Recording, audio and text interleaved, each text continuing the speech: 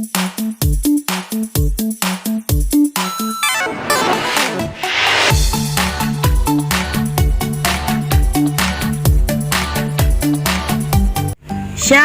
selamat pagi. Siapa yang mau ikut naik kereta pagi hari ini? Ini di stasiun. Kalau di stasiun pasti kita menemukan berjajar kereta parkir ya, yang siap untuk dinaikin. Kalau kita pergi naik kereta, kita harus naik di kereta sesuai dengan tujuan kereta ini akan pergi. Jangan salah ya, sesuai tiketnya. Lalu kita duduk sesuai nomor kursi yang ada di tiket. Setiap penumpang akan duduk dengan nyaman.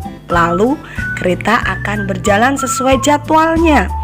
Ada masinis yang mengendalikan sebagai pengemudi yang mengemudikan kereta.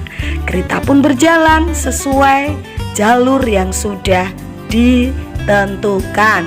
Hanya ada jalan yang dilewati kereta yang namanya rel kereta. Kadang kita bisa tertidur nyaman ketika jalan itu tenang dan menyenangkan. Bagaimana kalau kita naik kereta yang melewati jalan seperti ini ya?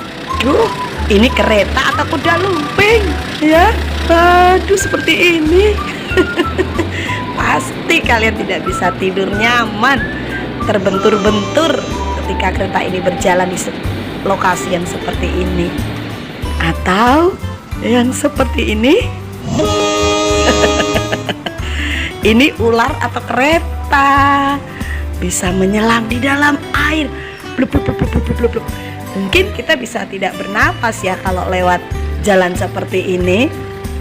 Mungkin ya, atau mungkin kedap air, jadi kita masih bisa bernafas, di dalamnya ada oksigen. Tapi kebayang gak sih kita naik kereta yang seperti ini? Rasanya seperti apa ya kira-kira? Pasti kadang-kadang kita berdebar-debar melewati jalan seperti ini. Kian juga dengan hidup kita. Hidup kita itu seperti kereta yang sedang berjalan menuju suatu tempat. Tuhan Yesus yang menjadi masinisnya. Tuhan Yesus yang membawa kita ke arah tujuan, melewati jalan yang sudah Dia ketahui sebelumnya. Tuhan Yesus ahli mengendalikan hidup kita. Tuhan tahu jalan-jalan hidup kita. Dia yang mengerti awal sampai akhir.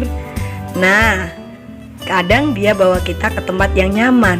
Artinya hidup kita sedang bahagia, gak ada masalah, semua baik-baik saja, sehat, diberkati. Nah, kadang kita dibawa Tuhan dengan arah dari jalan lurus, kita harus berbelok. Kenapa? Karena tujuan kita tidak di sana. Tuhan ngerti akhir hidup kita. Seperti kereta ini harus berjalan sesuai jalurnya.